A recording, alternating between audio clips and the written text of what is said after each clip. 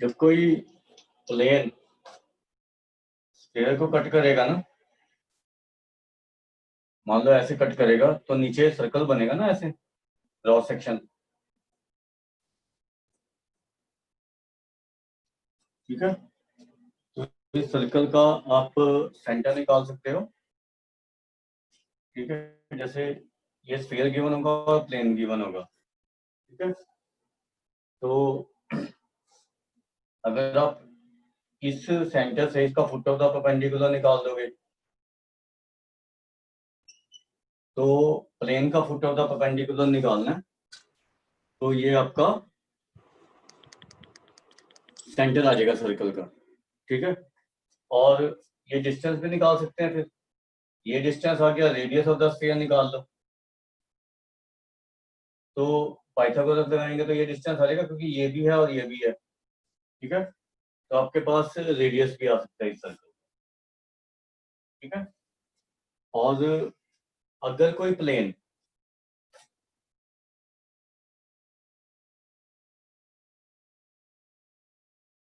Tangent to a sphere है, जैसे table के ऊपर बॉल पड़ी होती है, ठीक है, then perpendicular distance of the plane from the center of the sphere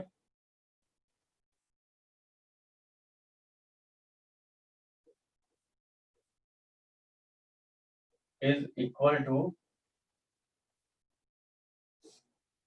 radius of sphere होती है,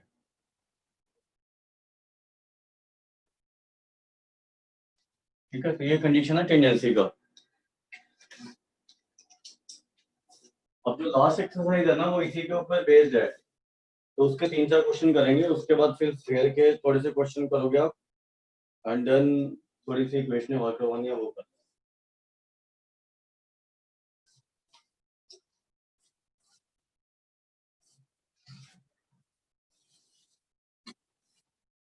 तो इसका जैसे लास्ट एक्सरसाइज का पहला क्वेश्चन देखो,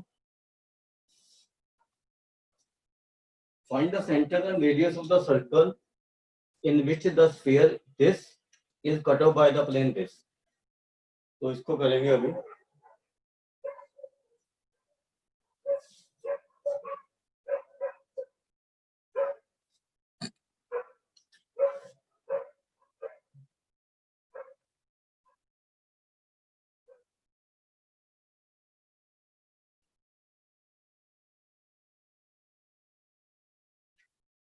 तो आपको स्फीयर गिवन है x square plus y square plus z square plus 2x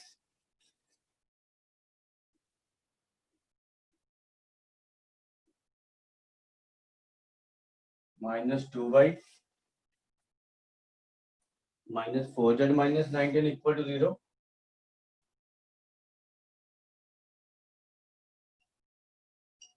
and plane given है x plus 2y plus 2z plus 7 equal to 0।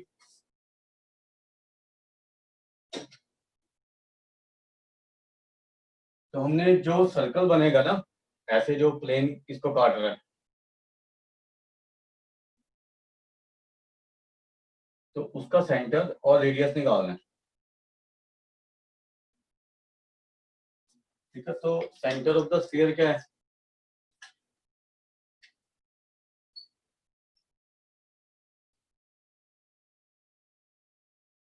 तो यहाँ से यू बी डब्ल्यू का वैल्यू निकाल लो। तो यू 1 आ रहा है, तो सेंटर -1 हो जाएगा ना, माइनस यू 1, 2, ये तो सेंटर हो गया। और रेडियस कितनी होगी इसकी स्फीयर की? यू स्क्वायर बी स्क्वायर डब्ल्यू स्क्वायर प्लस 19, तो 5 आ गई है। ठीक है, अब आपको क्या करना है, इसके फुट से, इसके सेंटर से इस प्लेन का फुट निकालना है, जैसे मैंने पिछली क्लास में आपको करवाया था। तो उसको करने के लिए एक तो आपको लॉन्ग मेथड करवाया था मैंने आपको। जैसे ये मान लो O है, ये A है, ये B है। ठीक है, तो OA जो है वो प्लेन के परपेंडिकुलर है ना, ये 90 डिग्री है। तो OA की डायरेक्शन रेशियो यही हो जाएंगे 1 to 2। तो इक्वेशन ऑफ OA लिख सकते हो आप।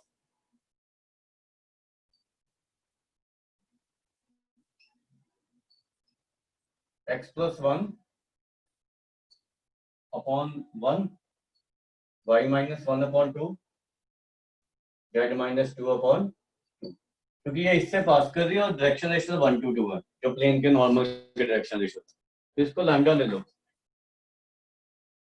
तो जो एक्स वाई जेड आ रहा है वो कोई भी पॉइंट ले सकते हो इस लाइन पे, OA पे। तो मैं उसको ए ले रहा हूँ जो फुट ऑफ द परपेंडिकुलर। तो ए क्या हो जाएगा, लैम्डा -1, वो लैम्डा +1, वो लैम्डा +2। एक शॉर्टकट भी लगा सकते हो वैसे आप। तो ये ए प्लेन के ऊपर लाई कर रहा है ना, तो ये lies on the plane, in the plane. तो इसमें पुट कर देंगे, तो lambda -1 plus 2 into 2 lambda +1 plus 2 into 2 lambda +2 plus 7 equal to 0। इससे आपका लैम्डा का वैल्यू आ जाएगा। तो 9 lambda -1 plus 2 plus 4 plus 7 equal to 0। तो 4 और 2 6 13, 9 लैम्डा आ रहा है 12। तो लैम्डा कितना आ जाएगा, 4/3। तो लैम्डा का वैल्यू यहाँ पर पुट करके ये पॉइंट आ जाएगा 4/3। सर -4/3 आएगा। हाँ, -4/3 आएगा। ठीक है, तो यहाँ पे पुट करो, ये पॉइंट नहीं आ जाएगा। तो ये पॉइंट क्या आ जाएगा आपका, यहाँ पे -4/3 -1 -7/3।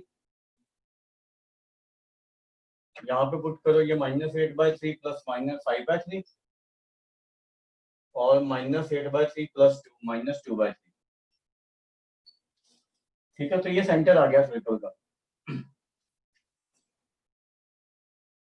और हमने क्या करना है, we want to find this also AB, तो रेडियस ऑफ द सर्कल। ठीक है, तो एक तो ये आप OA परपेंडिकुलर डिस्टेंस फार्मूला से निकाल सकते हो, जो हमने पॉइंट का प्लेन से डिस्टेंस किया था परपेंडिकुलर।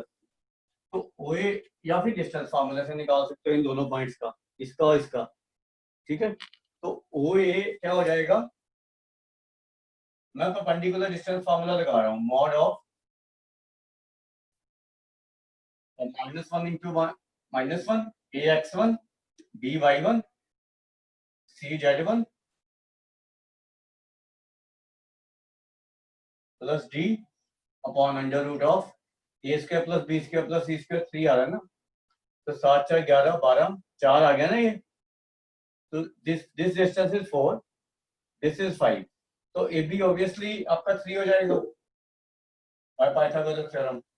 तो दिस इज रेडियस, तो ये सेंटर आ गया सर्कल का और ये रेडियस, तो आपको सेंटर और रेडियस ही निकालना आता है, बस ये लिख लो।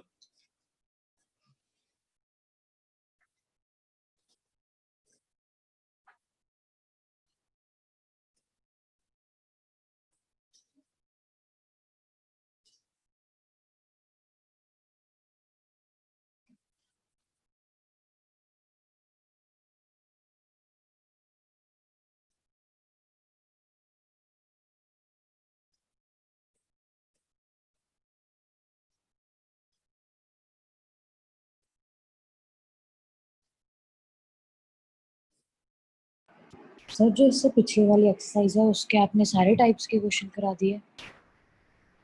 ये भी कर लेंगे थोड़े से और, ठीक है, पहले इसको खत्म कर देते हैं, फिर आप भी ट्राई कर सकते हो वो तो, क्योंकि सर्कल जैसे ही है। तो हमने हाँ काफी जी। क्वेश्चन, इसमें कितने क्वेश्चन है,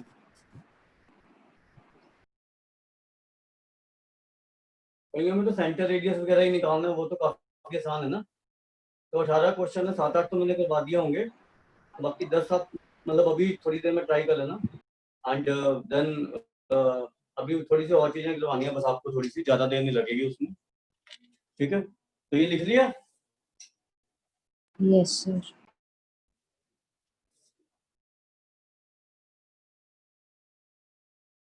बस ये लास्ट क्लास है आज ना, 3D का, अगली क्लास से वो शुरू करेंगे।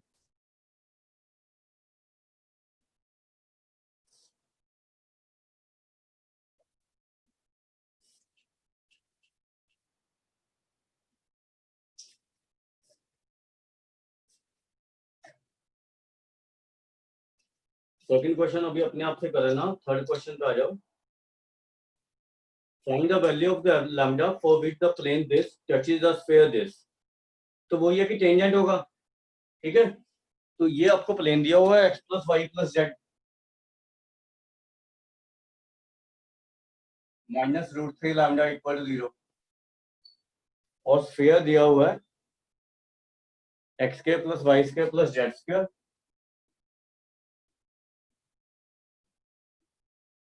-2x -2y -2z -6।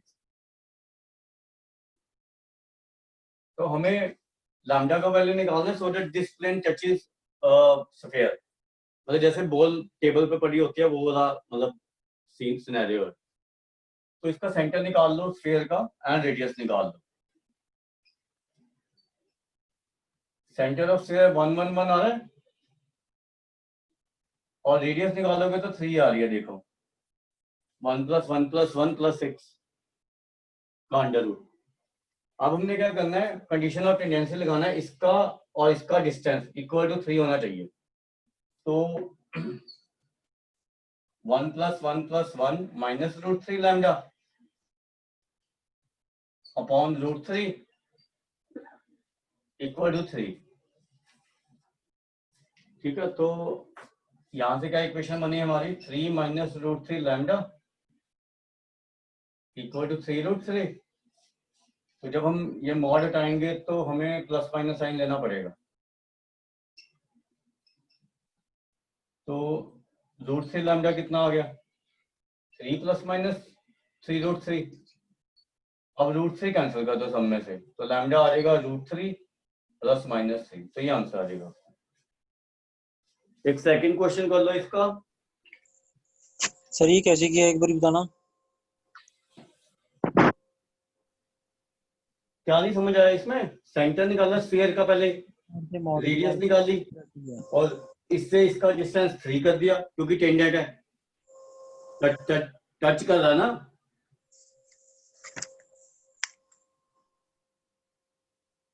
टचिंग का कंडीशन यही होता है कि perpendicular distance of the plane from the centre of the sphere is equal to radius, जैसे सर्कल में करते थे।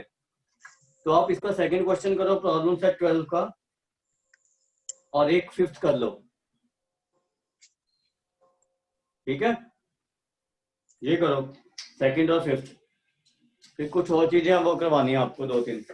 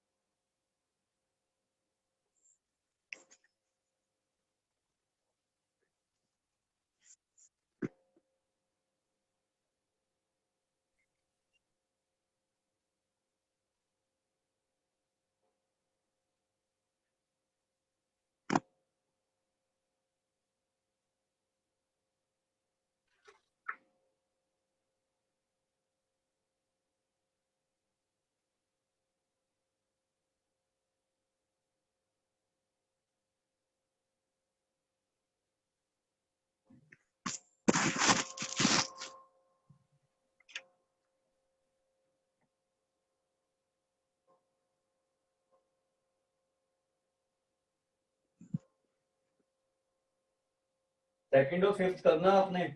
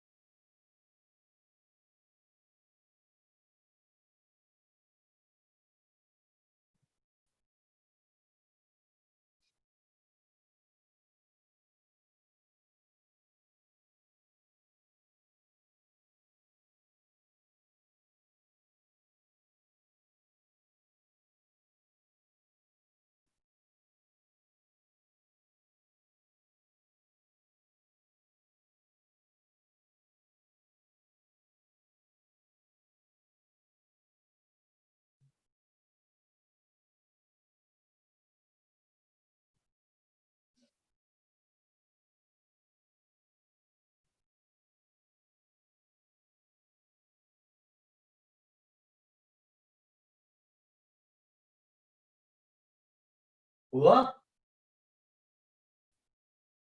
सेकंड हो गया, सेवंथ रखते हैं सर। हाँ करो उसको भी।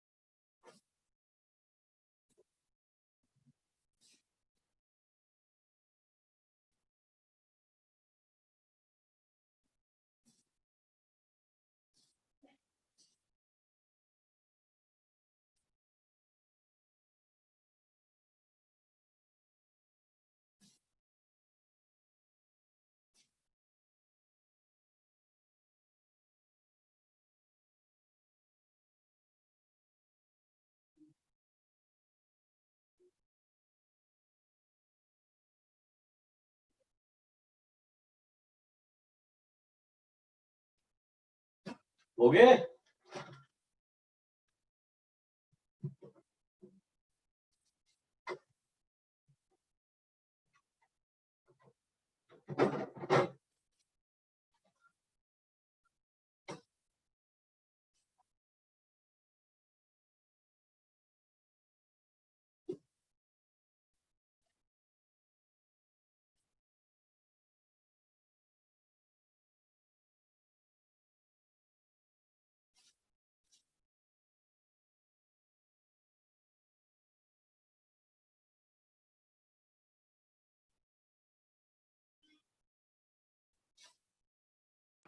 सर 5th करा दो।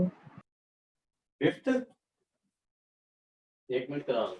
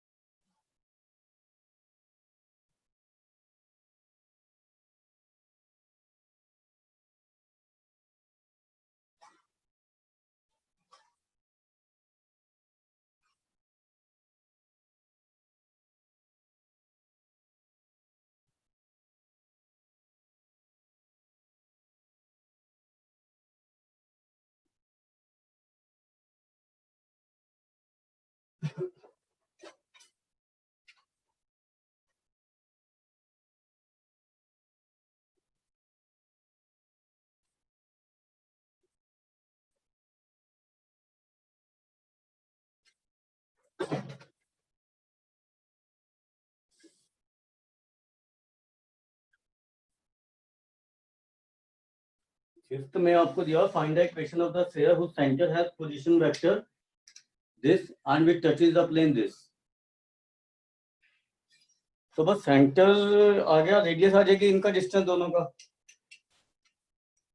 जैसे ये है ना, ये प्लेन है और ये इसके ऊपर स्फीयर है ऐसे,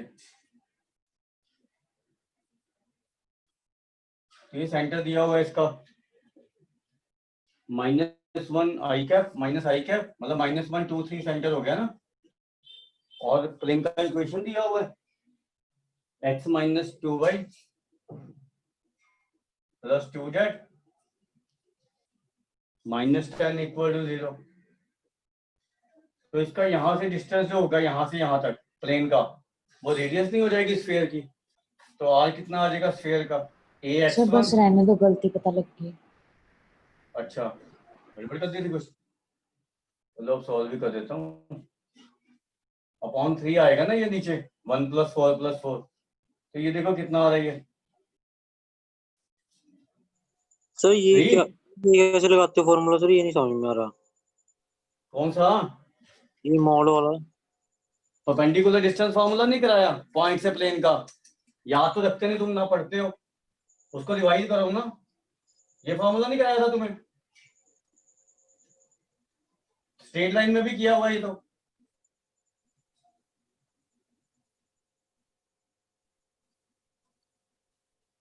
ये डिस्टेंस निकालने के लिए A B, ax1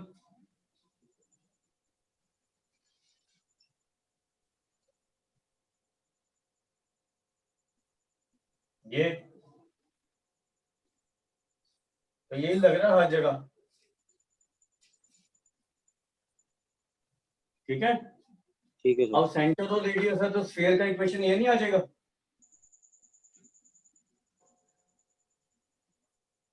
x minus x1 का स्क्वायर, y माइनस y1 का स्क्वायर, z माइनस z1 का square equal to R square.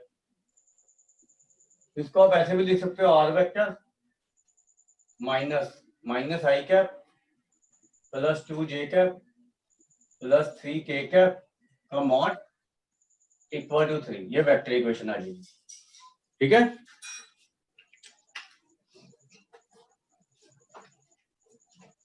आ गया समझ अब? Yes sir. चलिए, आ गया फॉर्मूला समझ? हाँ जी सर। भाई पढ़ा करना, तो जो थ्योरी लिखवाई जाती है इसलिए लिखवाई जाती है कि आपको फॉर्मूले की एप्लीकेशन पता हो। एप्लीकेशन ही नहीं आएगी तो कैसे मैथ आएगा, ठीक है। अब कुछ और चीजें लिखवा रहा हूँ, वो ध्यान से नोट कर लेना, कंपटीशन की क्वेश्चन में अप्लाई होएगी। सर इसमें फॉर्मूला ही बहुत है 3D में। हैं? सर इसमें फॉर्मूला ही बहुत है 3D में। ट्रिग्नोमेट्री से तो कम है या नहीं? हाँ जी, कम, उससे तो कम ही है। सर पर यहाँ पे थोड़ा ज्यादा दिमाग लगाना पड़ता है। हाँ ये तो है, थोड़ी कंसेप्चुअल ज्यादा है ये ना। ये मैंने शायद आपको पहले भी बताया था, equation of plane passing through. ये बस मैं ड्राइव कराऊंगा, इसका एप्लीकेशन कुछ नहीं करना हमने, मतलब कैसे आई है वो बता दूंगा। एप्लीकेशन हमने पहले किया हुआ है काफी चीजों का। 3 गिवन पॉइंट्स, ये तो हमने किया ही था वैसे तो पॉइंट्स ले लेते हैं हम 3, जिनके position vector r1 vector, r2 vector और r3 वेक्टर है, ठीक है। जैसे मान लो मैंने इस प्लेन पे 3 पॉइंट ले लिए, r1 vector, r2 vector and r3 vector. तीनों प्लेन से पास कर रहे हैं ना, मतलब प्लेन इन तीनों से पास कर रहा है। और r वेक्टर मैंने एक जनरल वेक्टर ले लिया, ठीक है। अब आपको पता लग जाएगा जो मैं इक्वेशन लिखता था कैसे लिखता था। अब ये देखो, ये वेक्टर अगर ज्वाइन कर दें, ये वेक्टर ज्वाइन कर दें, ये वेक्टर ज्वाइन कर दें, ठीक है, तो ये तीनों वेक्टर कोप्लानर होंगे। ये वाला और ये वाला, ठीक है। Yes sir. तो हम जब कोप्लानर वेक्टर होते हैं 3, तो उनका जब हम स्केलर ट्रिपल प्रोडक्ट लेते हैं वो 0 होता है। STP ऑफ 3 कोप्लानर वेक्टर हाँ इज जी सर। 0। तो हम ये लिख सकते हैं r vector minus r1 vector. Direction जो मर्जी ले लो उससे कोई फर्क नहीं पड़ेगा, ये वाली ले लो तीनों की या ये वाली ले लो, उससे कोई फर्क नहीं पड़ता है। r वेक्टर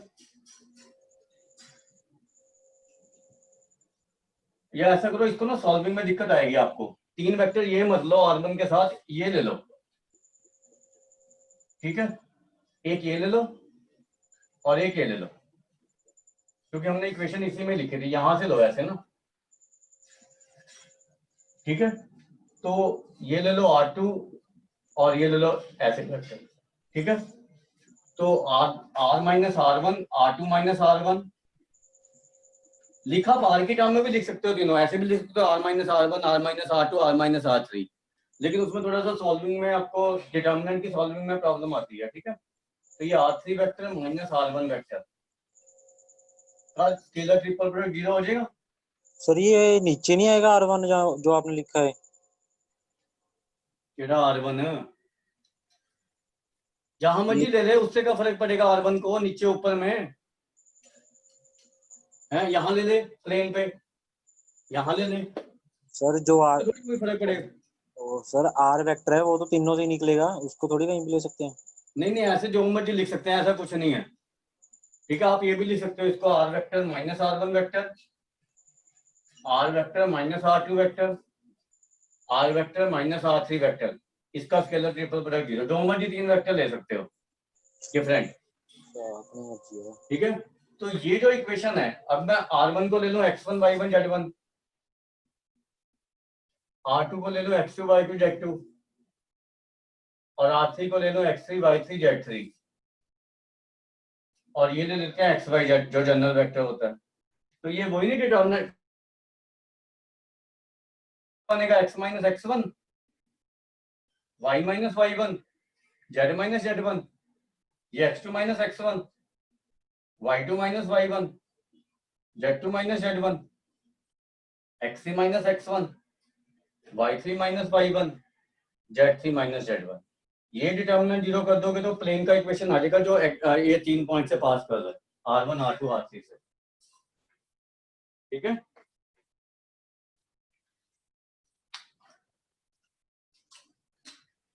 ये लिखो जरा।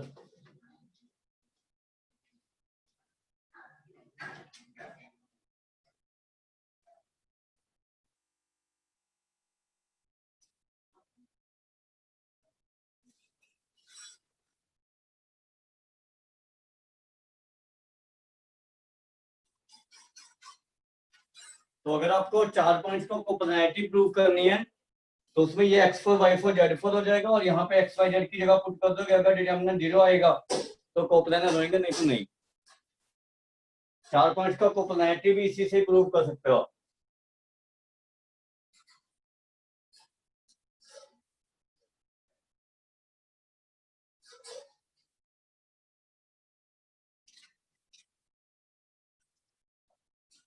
ठीक है,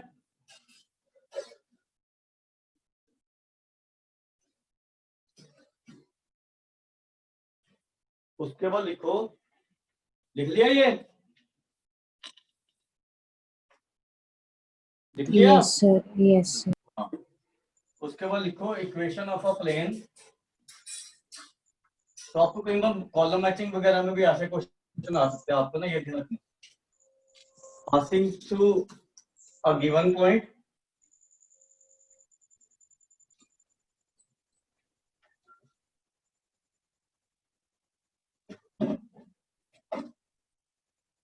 उसको हम ए वेक्टर ले लेते हैं, उसके पोजीशन वेक्टर को, and parallel to two given vectors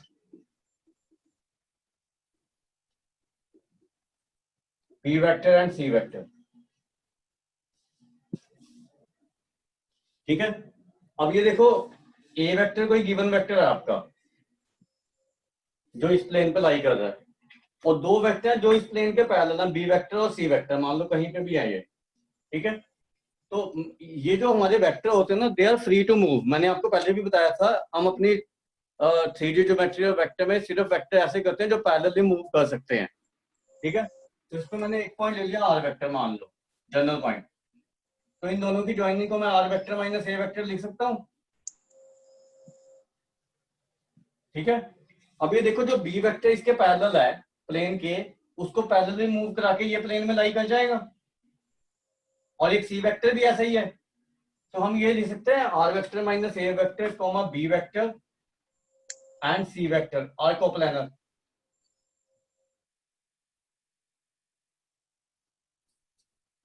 ठीक है, तो एक तो इसको आप ऐसे लिख सकते हो,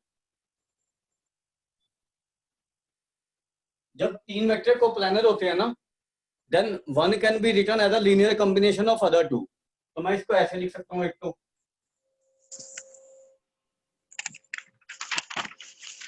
मतलब ये इक्वेशन बन सकती है प्लेन की ऐसी।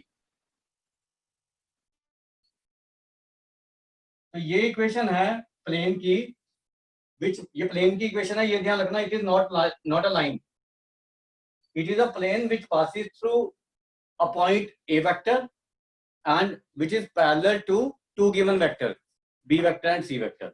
ठीक है, और एक इसको हम ऐसे भी लिख सकते हैं, क्योंकि ये कोप्लानर वेक्टर है तो इनका डॉट प्रोडक्ट 0 होगा, मतलब आर वेक्टर माइनस ए वेक्टर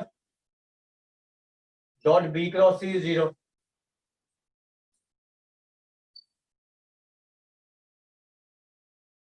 तो इसको मैं ऐसे भी लिख सकता हूँ, R vector dot B cross सी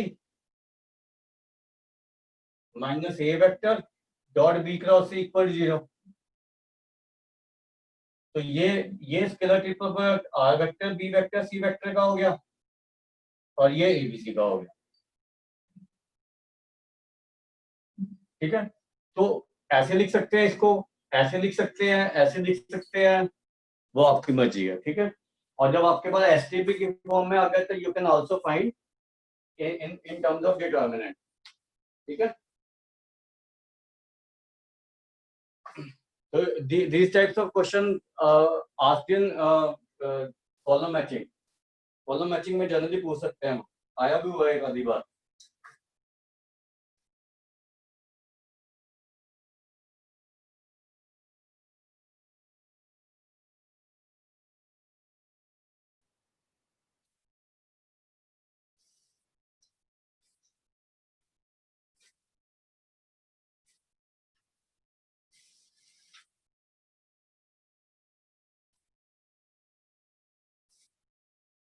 एक दो चीजें और करवा रहा हूँ आपको अभी।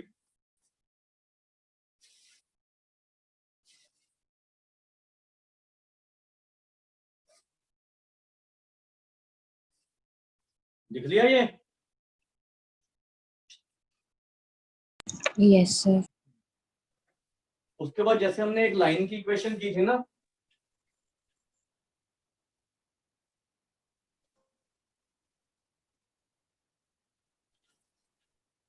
एक हमने लाइन का इक्वेशन किया था कि लाइन के ऊपर एक पॉइंट है जिससे पास कर दिया ए वेक्टर और एक के पैरेलल है। तो हमने ये किया था r vector minus A vector equal to lambda B vector, जो हम यूज करते आए हैं कि r vector equal to A vector plus lambda B vector, ये बी वेक्टर। तो हम इसको ऐसे भी लिख सकते हैं आर वेक्टर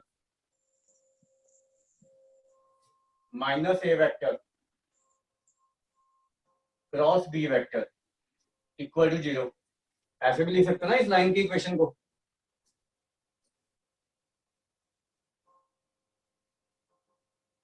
और एक लाइन हमने की थी जो 2 पॉइंट से पास करती है, इसके ऊपर 2 पॉइंट है और एक हमने पॉइंट आर वेक्टर ले लिया जनरल। तो हम इसको ऐसे लिख सकते हैं r vector minus A vector cross b vector minus A vector equal to 0, क्योंकि इनका क्रॉस प्रोडक्ट तो 0 ही होगा ना। तो इस फॉर्म में भी लिख सकते हो आप इक्वेशन ऑफ लाइन। सर ये है किस चीज की इक्वेशन है? मेरे सिर की बता दो सर। है लाइन की इक्वेशन है, और किसकी है? जो हमने वो नहीं लिखी थी r vector equal to A vector plus lambda B vector. Hello, हाँ जी हाँ जी। उसी की इक्वेशन है डिफरेंट फॉर्म में बस।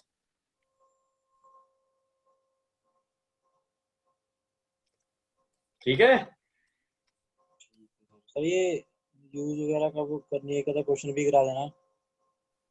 क्वेश्चन नहीं करवा रहा इस पे मैं, जब क्वेश्चन आपको क्वेश्चन तो वैसे ही करने हैं जैसे वो पहले किए हैं, अब क्वेश्चन ही कराता रहूंगा मैं। क्वेश्चन करा दिए इतने इस पे। उसके बाद लिखो कंडीशन ऑफ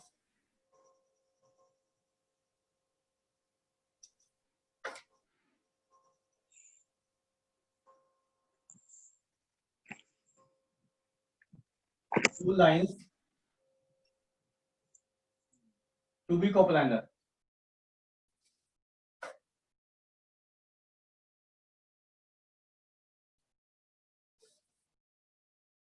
तो मान लो हमारे पास ये लाइन है are vector equal to A vector plus lambda B vector, ठीक है, and r vector equal to c vector plus mu d vector.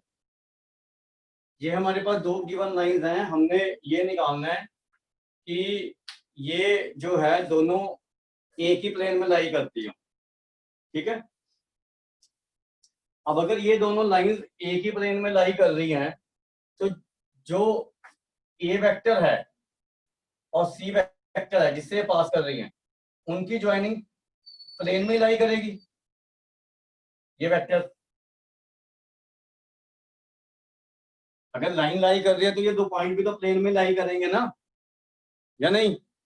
हाँ जी सर। प्लेन में लाई, अगर प्लेन में ये दोनों पॉइंट लाई कर रहे हैं तो उन दोनों की ज्वाइनिंग भी तो प्लेन में लाई करेगी ना, ठीक है। तो सी वेक्टर माइनस ए वेक्टर जो है it lies in the plane.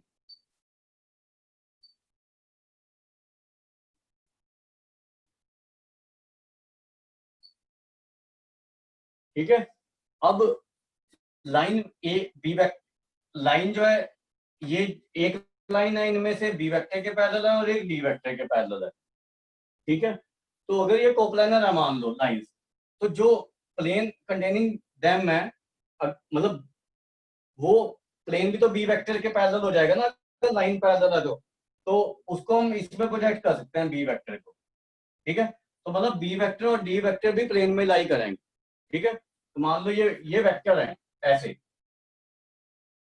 ये मान लो ऐसे है, तो इन दोनों का जो क्रॉस प्रोडक्ट होएगा वो इसके परपेंडिकुलर होएगा प्लेन के।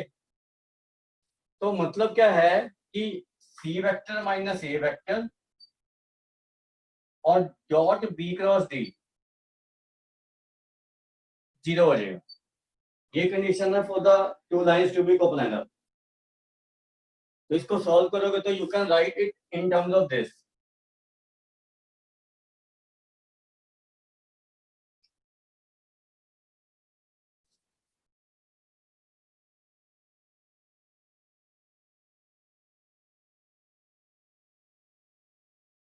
ऐसे लिख सकते हैं कोप्लानर लाइन को कंडीशन। और अगर कार्टेशियन में देखना है आपने तो लाइंस को ले लो x minus X one upon A one, y minus Y one upon B one, z minus Z one upon C one. And दूसरी लाइन ले लो x minus X two upon A two, y minus Y one Y two upon B two, z minus Z two upon C two. अब ये दो line को हमने Cartesian equation को दे इसकी कंडीशन निकालनी है यही। तो ये क्या बनेगी देखो, अगर आपका ये डिटर्मिनेंट सी माइनस ए क्या होगा, जिन दो पॉइंट से पास कर रहा है उनका सब्ट्रैक्शन, तो ऐसे लिख सकते हैं उसको।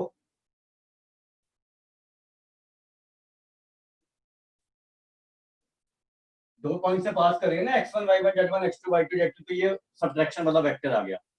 बी वेक्टर तो यही आएगा जो इसकी डायरेक्शन रेशों है, तो a1 b1 c1, और डी वेक्टर यही आएगा a2 b2 c2। अगर ये डिटर्मिनेंट 0 आता है तो lines are coplanar, otherwise they are not coplanar. ये लिख लो।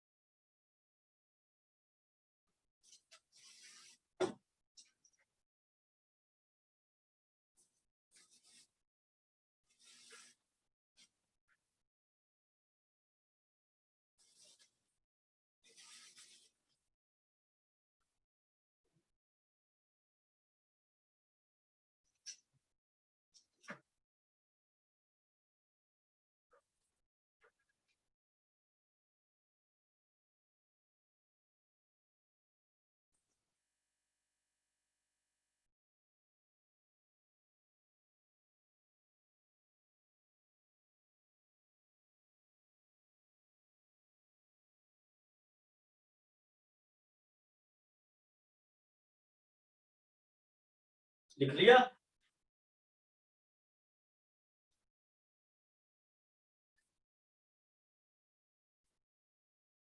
हाँ जी सर। उसके बाद एक लास्ट चीज आपको ड्राइव करवा रहा हूँ। सर इसमें मेन रिजल्ट ही याद रखना है बस, ये x2 माइनस x1 वाला डेरिवेशन तो याद रखनी है। देखो क्वेश्चन हमें नहीं पता है किस फॉर्म में आ जाए, ठीक है। आपको अगर वेक्टर में कंडीशन पूछ लेंगे फिर क्या करोगे, ठीक है। अब क्वेश्चन ऑब्जेक्टिव थोड़ी पता मुझे किस फॉर्म में आएगा, ठीक है। तो अगर ये भी हो सकता है कि इनके अलावा भी कोई और फॉर्म में आता हो, तो वो आपको फिर दिमाग लगाना पड़ेगा, ठीक है। ऐसे कोई शॉर्टकट नहीं है उसका। तो उसके बाद लिखो equation of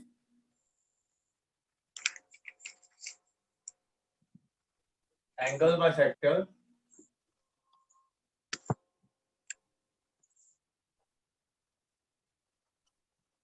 of two intersecting lines. ये इंपॉर्टेंट है, कई बार यूज होता है उसमें ना। अब मान लो जो दो इंटरसेक्टिंग लाइंस है वो ऐसी हैं, एक मान लो ये है और ए कैसी है,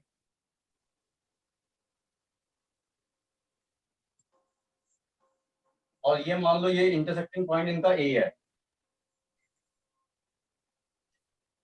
पोजीशन वेक्टर है ये इसके, ठीक है। उसके बाद ये जो डायरेक्शन है इसकी बी वेक्टर की डायरेक्शन में है और ये सी वेक्टर की डायरेक्शन में है। ये इनकी डायरेक्शन है, जैसे पैरेलल होती है ना लाइन, तो इसका इक्वेशन हो जाएगा R vector equal to A vector plus lambda B vector, और इसका इक्वेशन हो जाएगा R vector equal to A vector plus mu C vector. तो हमें क्या करना है, हमें बाइसेक्टर का इक्वेशन निकालना है। मान लो ये आपका ए है, ठीक है, और इसकी कुछ लेंथ ले लो, ठीक है, ये ले लो, मान लो इसका इक्वेशन निकालना है मुझे बाइसेक्टर का, ठीक है। ये एंगल मान लो थीटा ले लो। अब हमें क्या करना है बेसिकली, जितना ये है ना, जितनी ये लेंथ है उस लेंथ पे यहाँ पे एक पॉइंट लेना है, मतलब ये दोनों इक्वल है हमारे, ठीक है।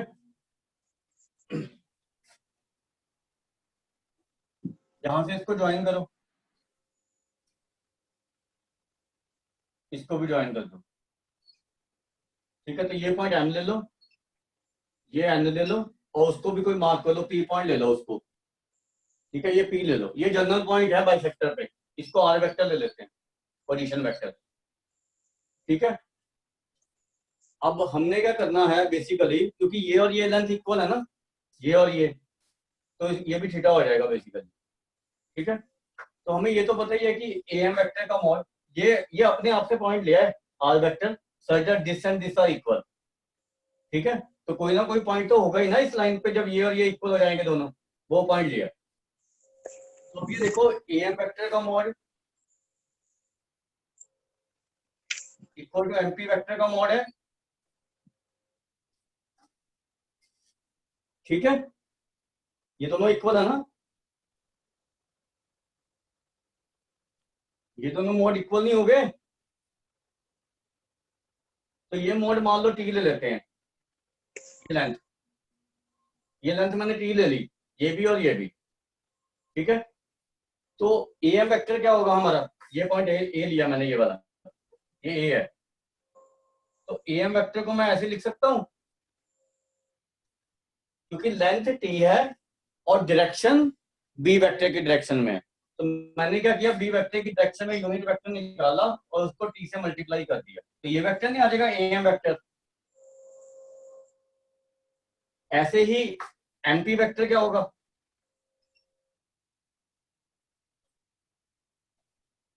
ये सी वेक्टर की डायरेक्शन में है ना, क्योंकि ये और ये पैरेलल है, ठीक है। तो ये हो जाएगा टी सी कैप।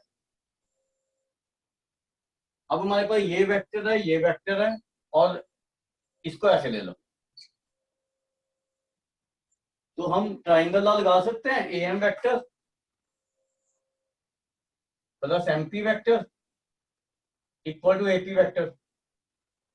तो ये टी बी कैप है, ये टी सी कैप है, और एपी क्या है, are vector minus A vector.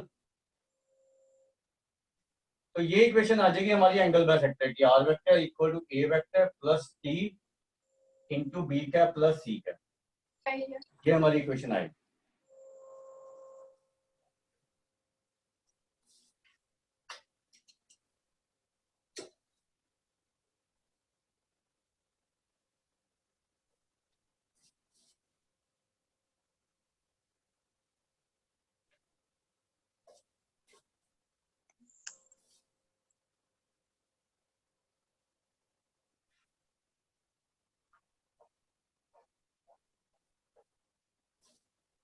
ये आपको दोनों लाइन गिवन है, ये ध्यान रखना, A vector plus lambda B vector और A vector plus mu C vector. ऐसे भी हो सकता है ये ए वेक्टर ना गिवन हो, तो वो इंटरसेक्टिंग पॉइंट आप निकाल ही सकते हो दोनों का।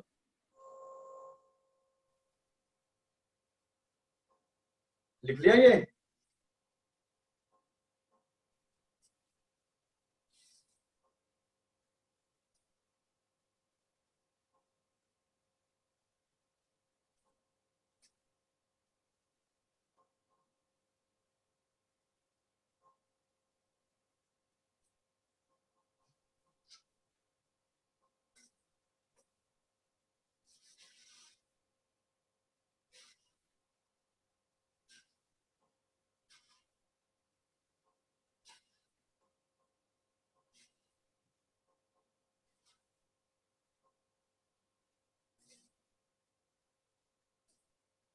हो गया सर।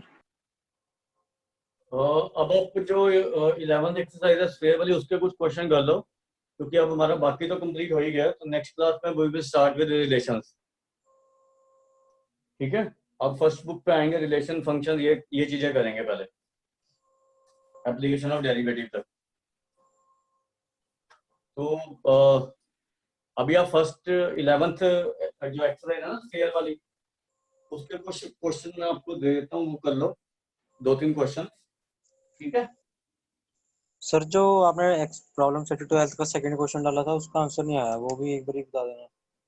इसका 12th प्रॉब्लम सेट का जो आपने सेकंड क्वेश्चन दिया था करने के लिए, ये पहले जैसे ही तो है, कार्टेशियन को वेक्टर में चेंज कर ले, बस वेक्टर को कार्टेशियन में चेंज कर ले, तो पहला ही तो क्वेश्चन है ये, जैसा करवाया है।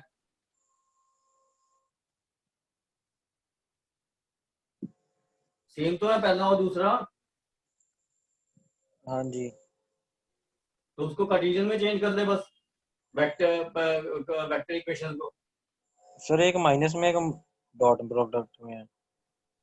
हैं? सर एक माइनस में नहीं है उसमें। हाँ तो माइनस में तो वो स्फीयर की इक्वेशन है ना, R vector minus A vector mod equal to R radius, और एक प्लेन की इक्वेशन है। ठीक है सर। पहला और दूसरा सेम है, एक में वेक्टर में एक में कार्टेशियन में है बस।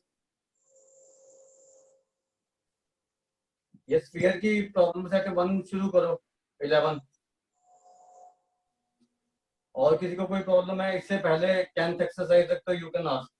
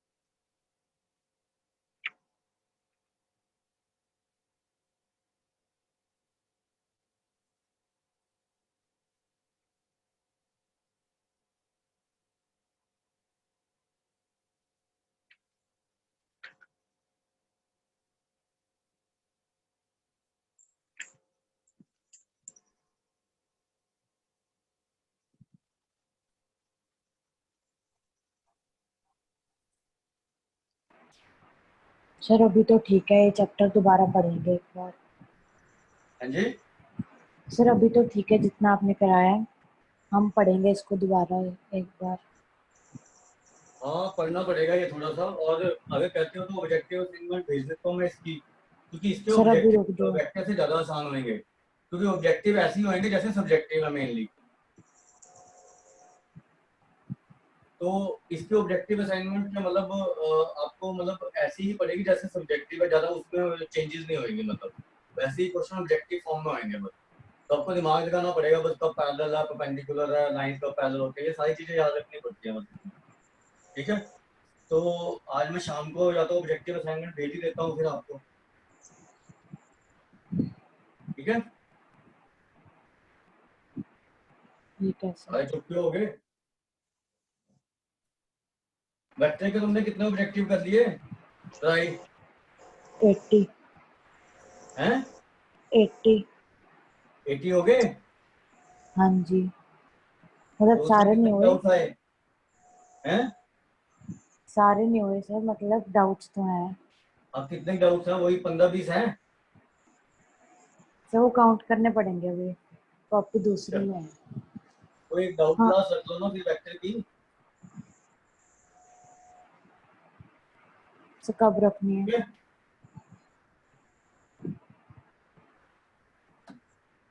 चलो मैं आपको फिर 3D का असाइनमेंट भेज दूंगा आज ऑब्जेक्टिव, उसपे तो काफी क्वेश्चन कर लोगे आप ना।